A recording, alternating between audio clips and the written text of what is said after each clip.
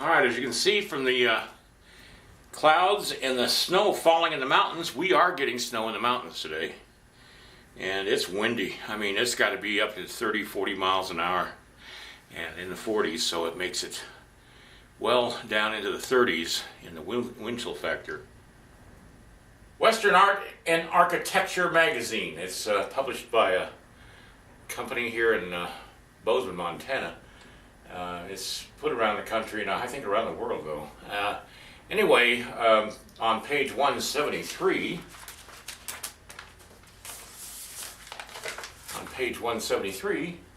I have a half-page ad. How about that? Anyway, if you find this magazine in your local magazine shop, buy it. Alright, this is a Trueform armature and it's the 24-inch tall. I'm going to sculpt the female figure first without clothes. Then once I do that, then what I'll do is I'll take her off this armature and situate her the way I want on the base. I'm going to get the underbody first before I start putting the clothes on. But before I can do that, I need to get the arms in the right position, and I figure if I can just sculpt, and I'm just going to block in the muscles and stuff like that. I'm not going to worry about every little tendon. I'm just going to get as much done as I can today. I'm going to do a portrait of her separately. And when I say her, I mean I'm doing an Indian woman and a Cheyenne Indian woman. I'll put a picture up right now of the idea that I'm going by, at least for the clothing. I did this face of Sacagawea, which is a young girl that was on the Lewis and Clark expedition. I did it a long time ago, but I'm going to use this face as a model for the face that I'm going to do now. And either improve on it or do it as close to it as I can, because I love this face.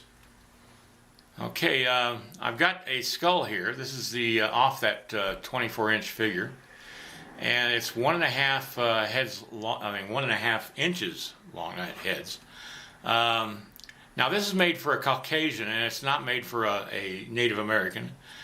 There are structural differences, and so what I'm going to do is I'm going to grind off the cheekbones, make my own cheekbones, but everything else will be just fine.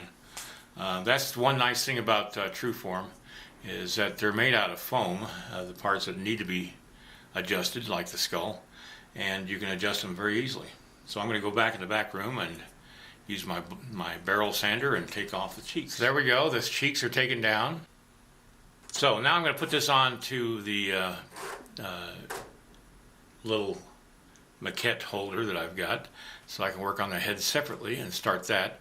Once I get the face established, then I know that the rest of it's going to work out okay. Alright, I drilled an 11/64 inch hole for the aluminum wire to match the diameter of the wire that's being used in the armature. And there's a hole already drilled for the wire for the armature, and I just slipped that down onto the skull down onto that wire, and now we're set to start sculpting the face.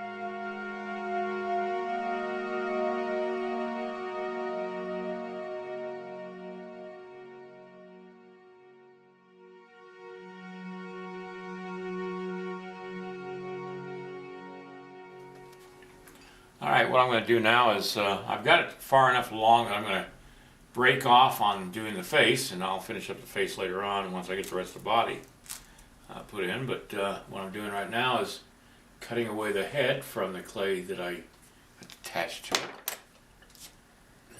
There we go. Alright, now I'm going to put the head back on. Much easier to work on a head away from the main form than to work on it on the form. I'm going to tighten up this bolt right here, do a little adjusting of the body. I'm going to keep the shoulders and everything straight, the arms straight to her side. Everything's going to be pretty much straightforward. I'm just going to sculpt her body, and so that's what I'm going to do. Now, I want to be able to take out the armature at some point. And so what I'm going to do right now is make this so that I can do that, and I'm going to do that with a piece of aluminum wire.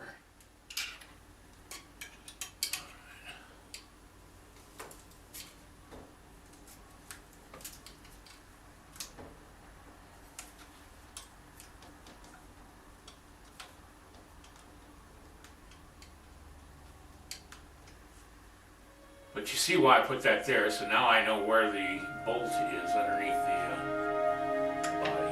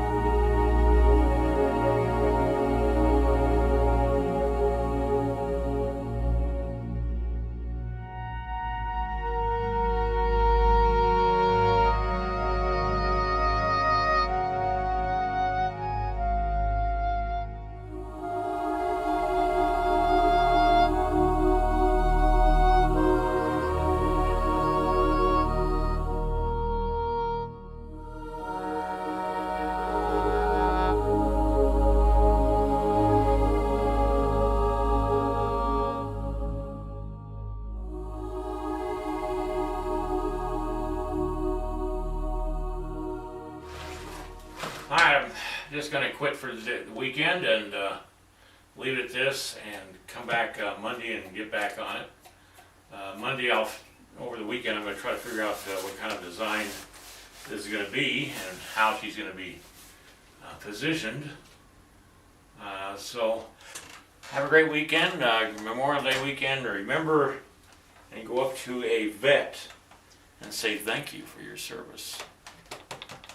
I hope you do that, because there's a lot of people who don't respect our vets these days, and we should all respect the sacrifice that the young men and women have given this country, and you know, how many have sacrificed all their dreams and their futures for the freedoms we enjoy, and that can disappear so quickly if we aren't vigilant. All right, happy Memorial Day weekend. Good message.